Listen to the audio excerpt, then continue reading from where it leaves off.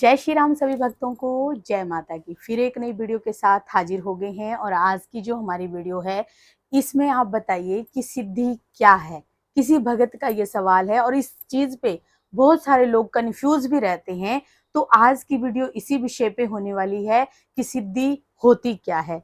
अंत तक बने रहना, तभी आपको सारी वीडियो समझ में आएगी। अगर वीडियो अच्छी लगती है तो लाइक करें, शेयर करें, कमेंट करें। चैनल पे पहली बार देख रहे हैं तो चैनल को भी जरूर सब्सक्राइब करें, साथ में बेल आइकन है उसको जरूर प्रेस करें ताकि आने वाली हर एक वीडियो की नोटिफिकेशन सबसे पहले ही आपके फोन में पहुंच जाए। चलिए शुरू करते हैं आज की वीडियो। जय श्री राम। जय श्री राम, जय श्री बालाजी महाराज। सिद्धि और दूत, मैंने इस पर तो एक वीडियो बना रखी है, आप मेरे चैनल पर देख लेना। लेकिन सिद्धि क्या है और ये किसे प्राप्त होती है, और इसे प्राप्त करने के लिए बहुत सारे लोग प्रयास करते हैं। कई सफल होते हैं और कई असफल हो जाते हैं। ऐसा क्या है, सिद्धि से हमें क्या क्या प्राप्त हो सकता है? अपने इष्ट, अपने आराध्य की, जो आप सोच रहे हो, जो ध्यान करते हो, जाप करते हो, मंत्र जाप करते हो, तो उसका अगर मान लो आपके इष्ट का एक तिनके के बराबर इतना सा अंश अगर आप प्राप्त कर लेते हो तो वो सिद्धि है।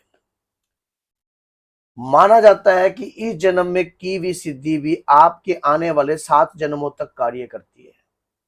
अगर आप किसी चीज को सिद्ध कर लेते हो, उसकी कृपा को प्राप्त कर लेते हो तो, और कुछ ऐसा रिश्ता भी होता है जो इस जन्म में मान लो हनुमान जी की पूजा कर रहे हैं, और पूजा करते करते करते करते एक जब बुजुर्ग हो जाएगा या कुछ भी उसका जब शरीर का त्याग हो जाएगा, तो आगे भी जब वो जन्म लेंगे तो उस सिद्धि के साथ उसका अटूट रिश्ता होगा। जो इस जन्म में बाबा के पुजारी हैं, बाबा के भक्त हैं, तो कोई ना कोई आपका पिछले जन्मों का रिश्ता है।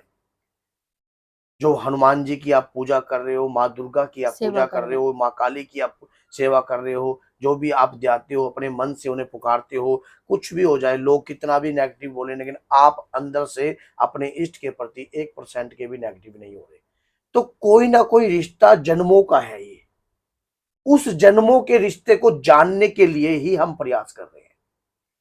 और जब माना जाता है कि सिद्धि की कृपा प्राप्त होती है, जब हनुमान जी अष्ट सिद्ध नवनिधि के दाता हैं, माता सीता के वरदान के अनुसार उन्हें यह वरदान प्राप्त है कि वो किसी भी भक्त को जो सच्चे मन से कलयुग में प्रचारिक रूप में कार्य करेगा, राम नाम का प्रचार करेगा और सच्चाई का साथ देगा, तो उसे कृपा प्राप्त होगी। देरी जरूर हो सकती है लेकिन अंधेरी नहीं है।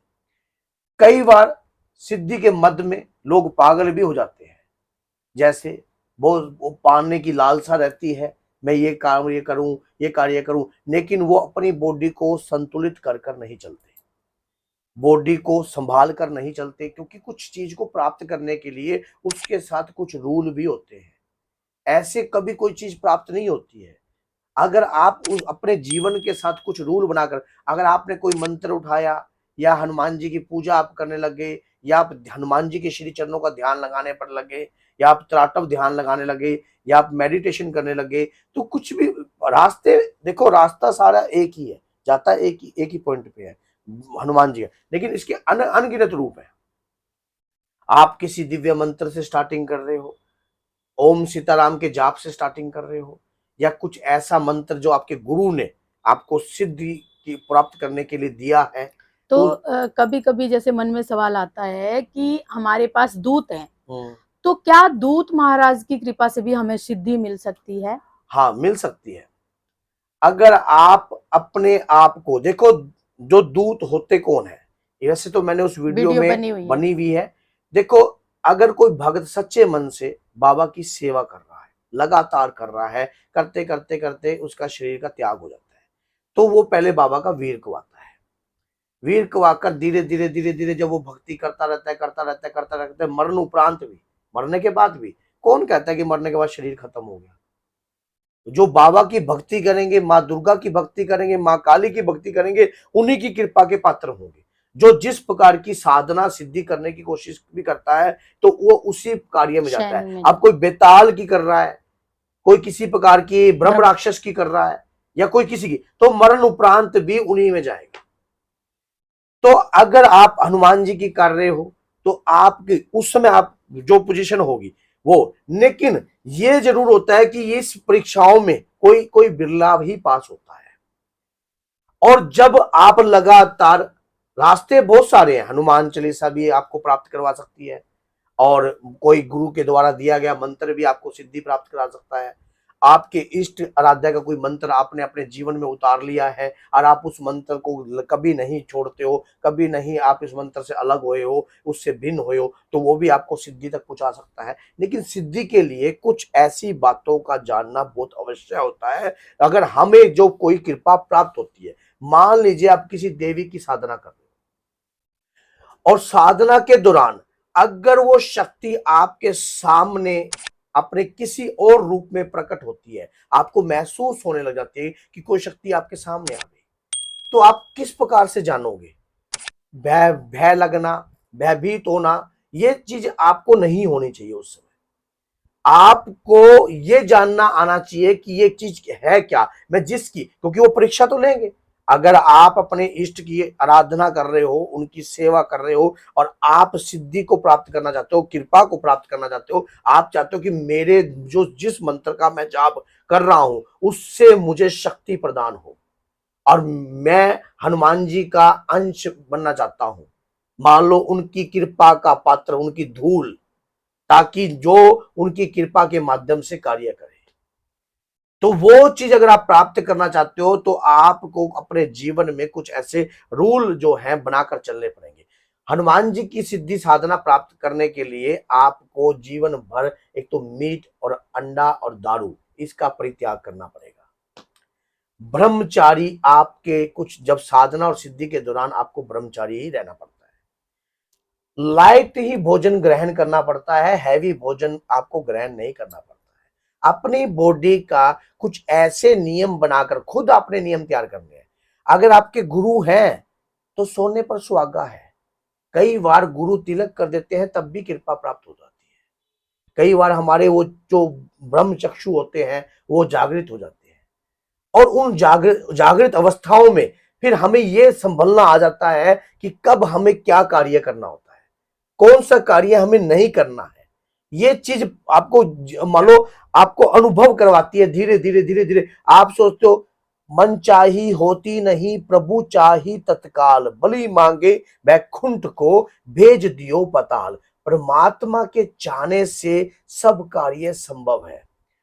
जब आप हनुमान जी की साधना कर रहे हो या उनकी सिद्धि प्राप्त करने की कोशिश कर रहे हो तो आपसे बेहतर बाबा आपके बारे में जानते हैं, क्योंकि आप लगातार प्रयास कर रहे हो किसी शक्ति को जागृत करने की, उस शक्ति की कृपा को प्राप्त करने की आप लगातार प्रयास कर रहे हो। और जब वो आपको वो शक्ति देने का समय आएगा उस दौरान आपके अलग अलग प्रकार की परीक्षाएं होती हैं। वैसे मैंने बहुत सारी वीडियो में ये भी बता रखा है कि जब भगवान परीक्षा लेते हैं तो किस किस प्रकार की ले सकते हैं, आप देख लेना वीडियो। तो जब आपको ये कृपा प्राप्त होगी, सिद्धि के मध्य में कई लोग पागल कैसे होते हैं, जैसे कि लगातार मंत्र का जाप कर रहे हैं, कुछ अपने जीवन का नियम नहीं बना रहे हैं, लेकिन मंत्र चलते फिरते, कई मंत्र ऐसे होते हैं जो चलते फिरते नहीं किए जाते। कई मंत्र ऐसे होते हैं जो एक स्थान पर परमानेंट आप उस जगह पर जाप करते हो, उस जगह पर जाप करने से वो स्थान भी सिद्ध हो जाता है। आपको पता है जब भगवान शिव ने कामदेव को भस्म किया था तो वो स्थान जागृत हो गया था, ब्रह्मचारी के रूप में जागृत हो गया था। तो वहां पर जब नारद मुनि जी ने तपस्या करी थी तो ब्रह्मचारी, जब कामदेव शिव ने फूंक दिया तो वहां पर ब्रह्मचारी रहे नारद मुनि, तो उनमें अहंकार आ गया। रामायण की जो कहानी है इसी से स्टार्ट होती है। जब श्री हरि ने उनकी परीक्षा ली तो वो परीक्षा में फेल हो गए। तो इसी प्रकार से आप सिद्धि के मध्य में कई लोग पागल भी हो जाते हैं। पागल ऐसे हो जाते हैं उनका दिमाग भी फिर जाता है। कई लोग ऐसे जिसमें गुरु का होना भी अनिवार्य होता है। अगर आपका कोई गुरु नहीं है तो हनुमान जी से बड़ा गुरु कोई नहीं है, शिव से बड़ा गुरु कोई नहीं है, माँ दुर्गा से बड़ा गुरु कोई नहीं है। लेकिन कुछ अनुभव ऐसे होते हैं जो आपको संसारिक गुरु के द्वारा ही मिलते हैं। जिसने कुछ प्राप्त किया है वो ही आपको कुछ चलना सिखा सकेगा। तो मैंने ये आपको बताया है। किसी भक्त ने बड़े विनम्रता से इस प्रकार का सवाल पूछा था कि गुरुजी सिद्धि क्या क्या होती करनी है? है और क्या ये कैसे होती है और किसको प्राप्त होती है। कुछ जन्म के रिश्ते भी होते हैं, उसके द्वारा भी ये प्राप्त होती है। जन्म जमांतर भी आपके साथ चलती है। माना जाता है कि इस जन्म में किया हुआ कर्म आपके आने वाले 7 जन्मों तक आपका साथ नहीं छोड़ता। अगर आपने कोई अच्छा कर्म किया है तो वो आपका 7 जन्मों तक कैसे साथ छोड़ देगा। अच्छा अगर अच्छा। कोई बुरा किया है तो बुरा, उसके बाद आप सोच के देखो, ये सब कुछ आपके ऊपर निर्धारित है।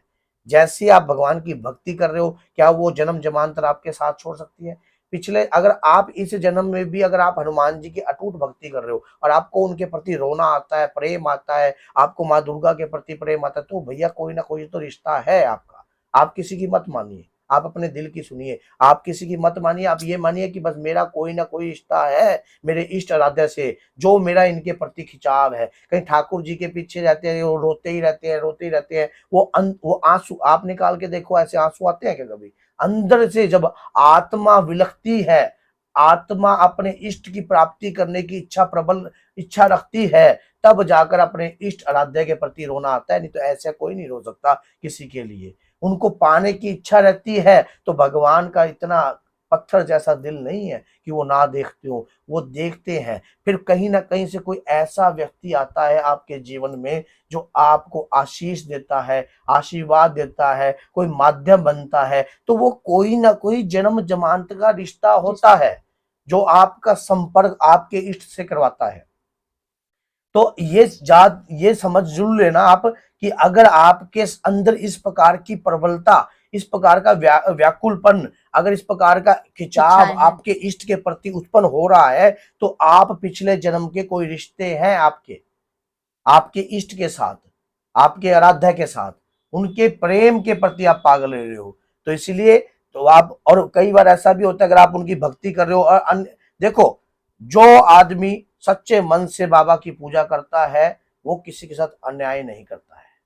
ये बात आज सुन लेना। हाँ, मजबूरियां सभी के साथ है, संसार है, संसार में अस्त व्यस्त जीवन सभी का रहता है, पेट के लिए हर कोई जीता है, लेकिन अपने इष्ट के प्रति, अपने भक्तों के प्रति वो कभी उन्हीं के अन्याय नहीं लिए होने सच देते, है। क्योंकि बाबा का भक्त वही है सच्चा। तो बोलिए जय सीताराम, जय श्री बालाजी, जय माता।